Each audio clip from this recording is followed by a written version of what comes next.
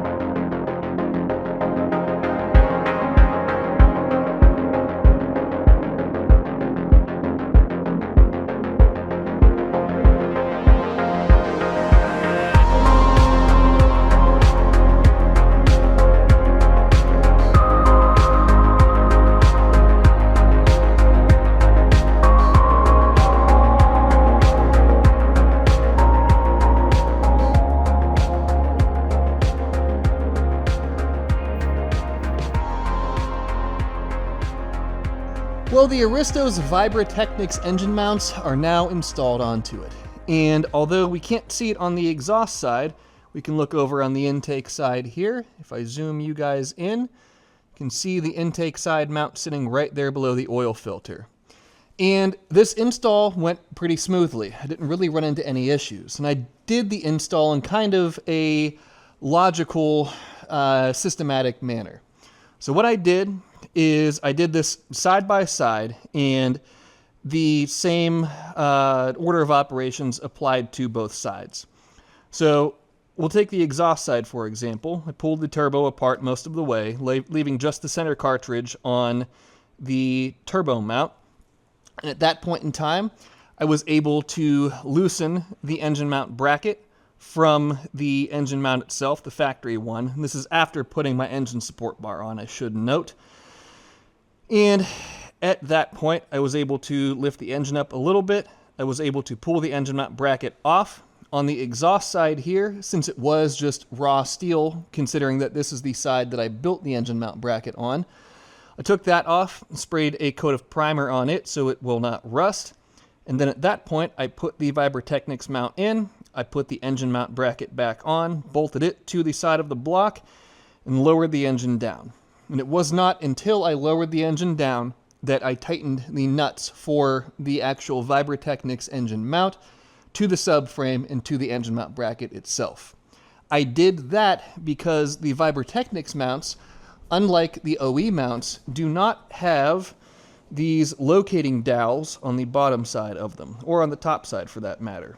So I figured the best course of action was to approach the install in a side-by-side manner, meaning that I would do one side completely, and once the engine sat down onto the mounts, meaning that the new engine mount sits in the position that it needs to, it wasn't until then that I tightened everything down, so that way the engine wasn't bound up in any odd manner or anything like that. And to me, it looks like the engine sits in the position that it did prior to installing the Vibratechnics mounts, which means this was a great success. Now, I can't comment on how the engine mounts actually feel, as the car is obviously not running at this point in time, but the initial impression of them, as well as the installation, both of those things are good.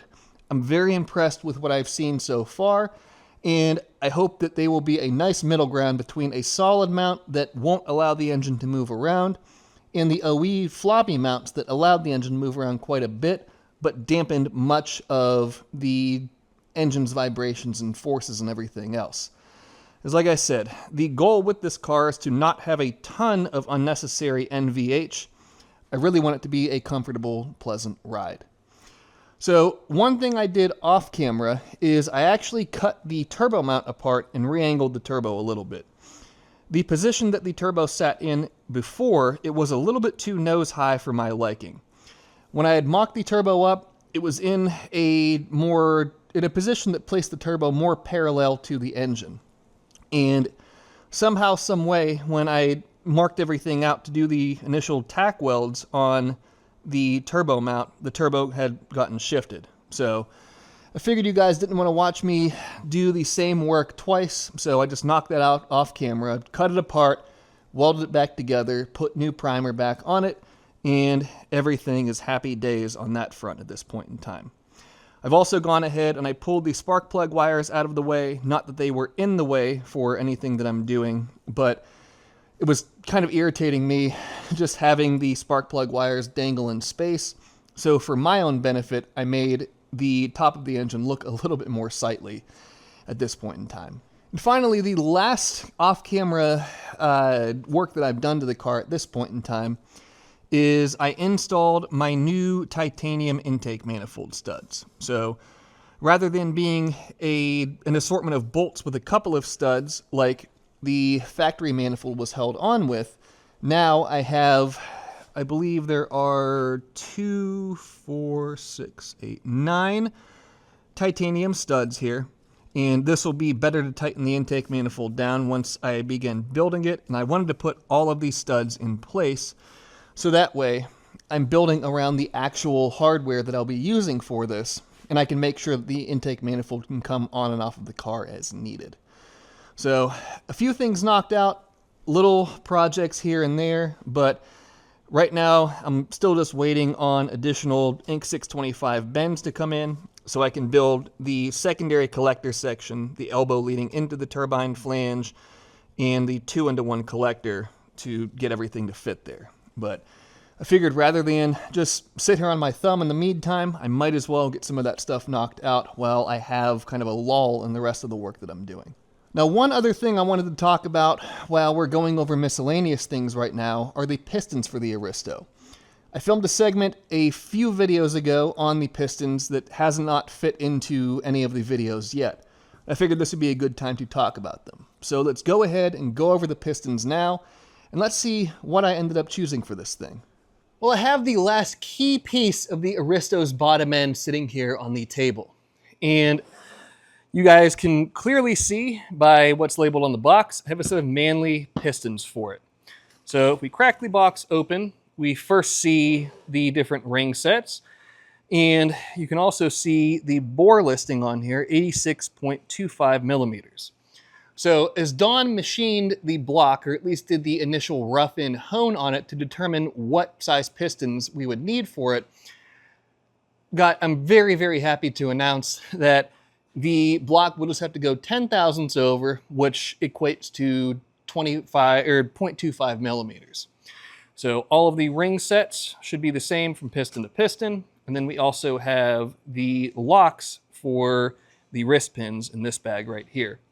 But let's move this foam off of here and look at the real business end of this box.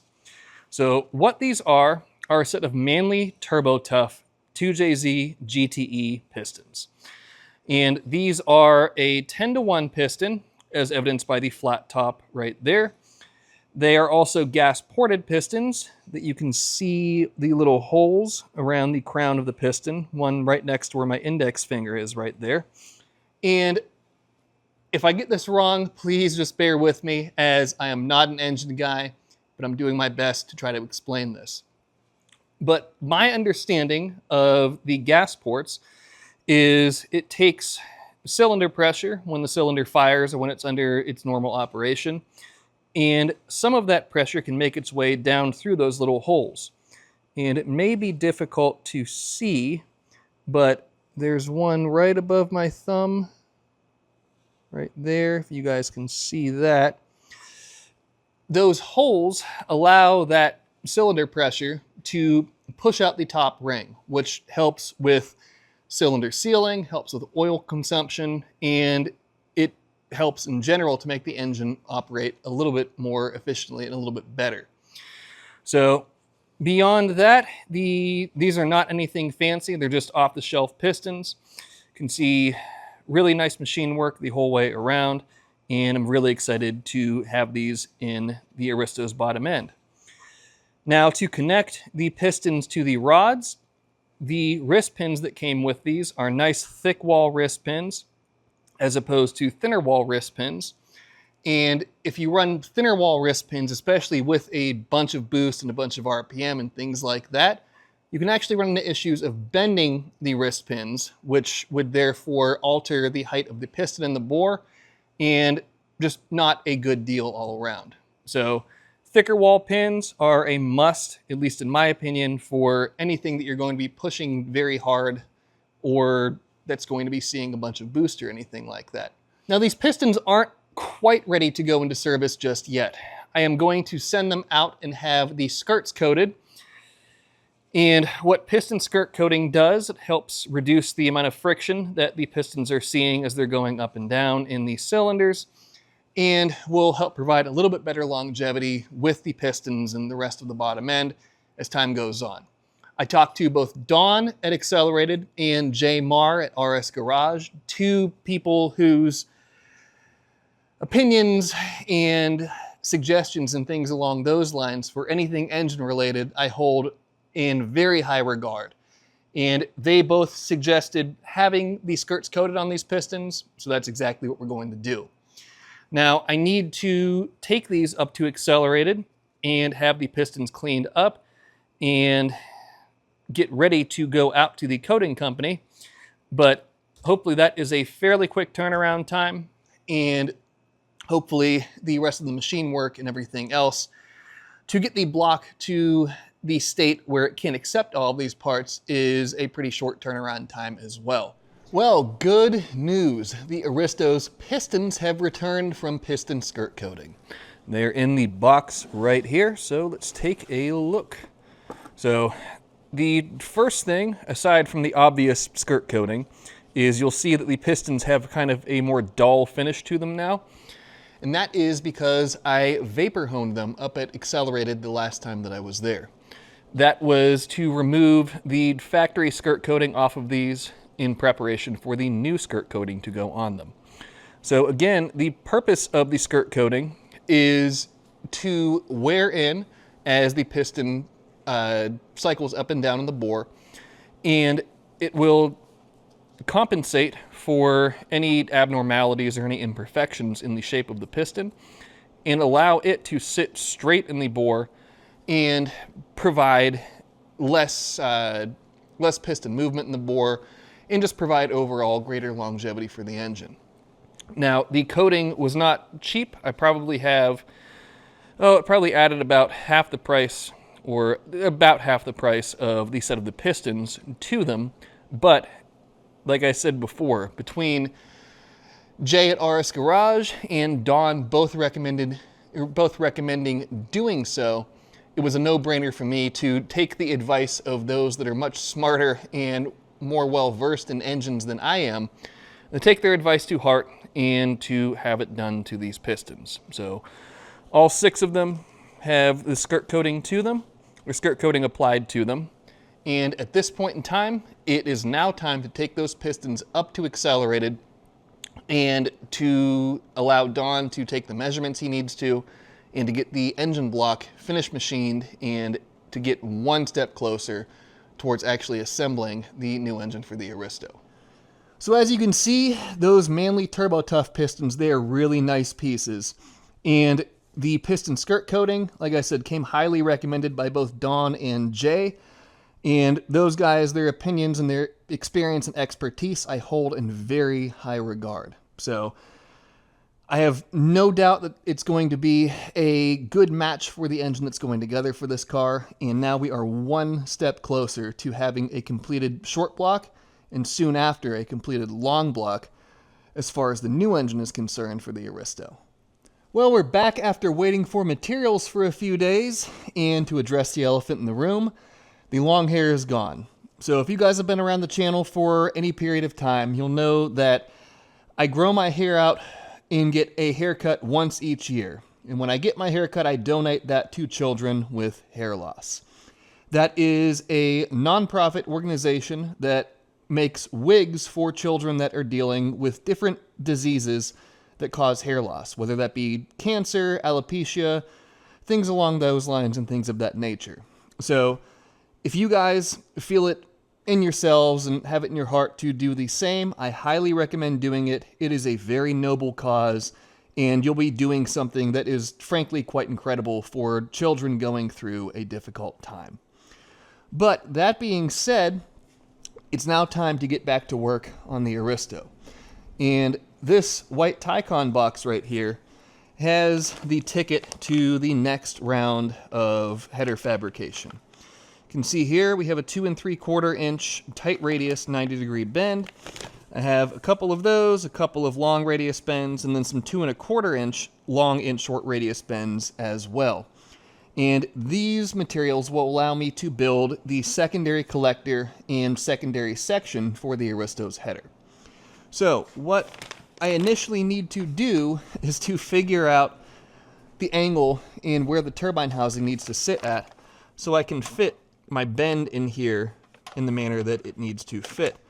Now I need to remain cognizant of clearance to the strut tower, and I need to keep in mind that since the engine is not on solid mounts, it's apt to and has the ability to move around a little bit. So I want to keep my clearance to the strut tower as broad as I can, because running a nice header into the chassis of the car, frankly, is not something that I'm extraordinarily interested in doing. So with all of that being said, let's go ahead and start figuring out the secondary section. We can see how things need to lie in here, and hopefully in fairly short order, I can begin cutting and fabricating and doing my thing to build the secondary section and really start bringing this header to life.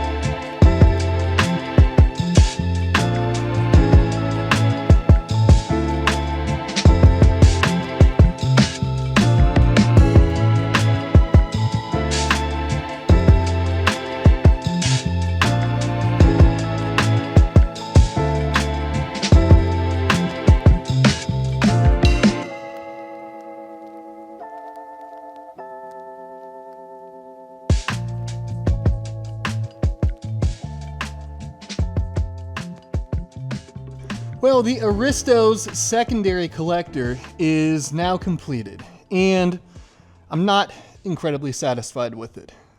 It will still work fine, I'm still going to use it, but I'm a little bit disappointed, so let's talk about why. So, anytime that you are building a 2-into-1 merge collector, the collector is inherently going to be oval at its outlet, and this was no different. So I took two 2¼ inch bends, I drafted them, marked them out, cut them so they'd match this 2¾ inch tight radius bend as closely as possible, and I welded this together. At that point in time, I tried to flare the outlet of the 2-in-1, and I was only able to flare it so much. To bring it to a round outlet is what I'm getting at. So what I did then is I tacked the 2-in-1 onto the 2 3/4 inch tube on the places where it was making contact, and then dollied the 2 3/4 inch tube to match that contour. And I ended up with areas like this in here that have some wrinkles and waves to them. And on the back side, it wasn't quite as bad since we're working on the outside of the bend that will be a little bit thinner. You can see some residual marks right here next to my thumb where the hammer hit it. And I ended up having to redress this portion of this 2 1/4 inch bend to clean up a blemish that I had on there. So not super thrilled about all of that. Like I said, the collectors will still work just as well, and I'm going to still use it on this header as all of the blemishes and ugly spots won't be visible. I hate to hide ugly portions of parts like this, and it will bother me that there are some blemishes on this header. But at this point in time, I've put enough work into this, and it will function perfectly fine, and I'm going to use it just the same. Now, with the Aristo secondary collector assembly installed into the engine bay, we can start to get an idea of how this is all going to shape out. Now, everything is still loose right now. I can move the collector around, I can move the turbine housing around, and that provides me 2 axes of movement to get everything dialed in as far as where components will reside. But this gives us at least an idea of how this is going to start coming together. So this rear merge collector, or primary collector I should say, will sit in here something along these lines.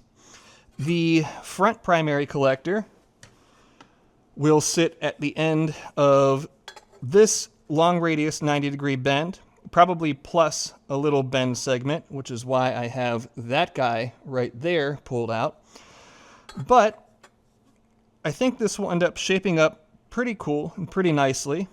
And by the time that everything is said and done, this is going to end up being a really cool header. And my gripes with that 2-in-1 secondary collector section, those will all be a distant memory soon enough.